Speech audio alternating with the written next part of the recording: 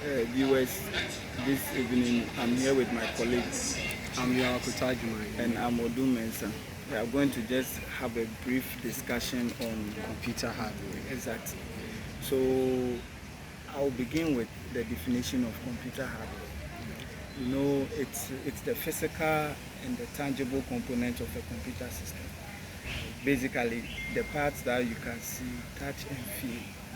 And then let's take this analogy. Let's liken the computer system to a human being.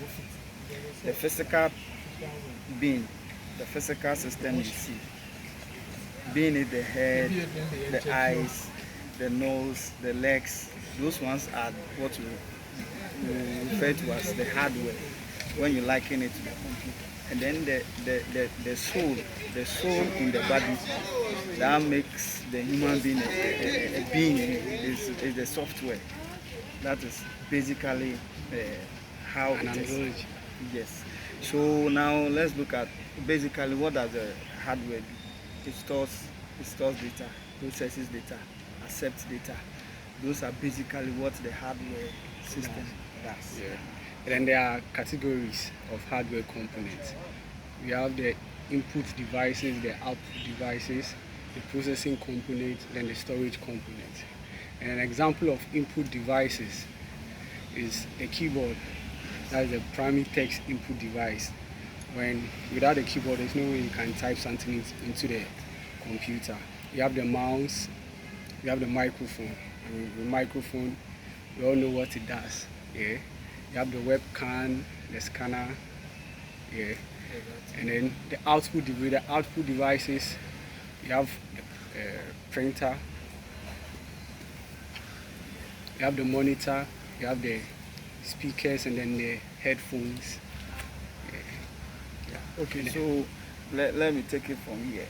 So aside the input and output devices, we also have the central processing unit. Basically, this is the brain of operations. But everything the computer does is dependent on the central processing unit. Without it, you will just have a computer and it will be there. There's nothing will happen. So it executes instructions from programs, it performs calculations, it does the logic operations, and it manages data flow. Exactly. And then let's also look at the storage, the memory. Aside the brain of the computer, there's also the memory That stores. Yes, and the memory, we will talk about the two types of memory. We will talk about the short-term memory of the computer, and then we also talk about the long-term memory. So the short-term memory is what we basically refer to as the RAM, the random access memory. Now look, anytime you are doing anything on your computer, whether you are watching a movie or playing a game, whatever you are doing at that particular point in time is stored on the short-term memory. That is why when your computer goes off and then you turn it on again, that memory is lost. So the short-term memory is temporary, it stores data temporarily. Once the computer goes off, that memory is lost. Then let's go to the long-term memory. The long-term memory is where information is stored and kept permanently. Exactly. So let's proceed with the long-term memory. Tell our viewers a little about the long-term. With the long-term memory, you have the HDD, that's the hard disk drive. You have the SDD. Yeah.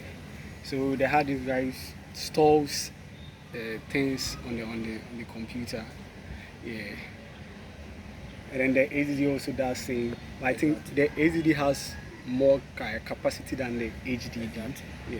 Yes. And then the long term too, we also have the magnetic and then the optical. Where when we talk of the hard disk drive, for instance, it stores data on the magnetic tape, and then the optical ones are like the compact disk, the DVD. Those ones store data on using optical systems like light. Exactly.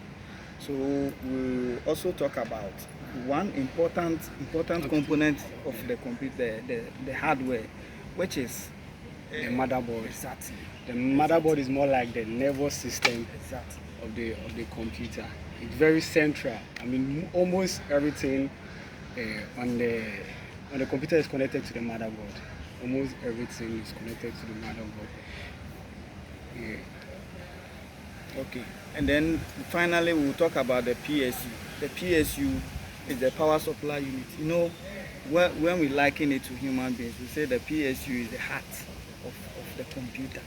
That is where that is what gives life to the computer. You know, when you have a computer without power, it cannot function. So the power supply unit supplies power to the computer for it to function. So wrapping everything up, in conclusion, we'll say that the whole computer system is made up of a very important physical component we call hardware. And hardware is what is physically seen, is what can be touched.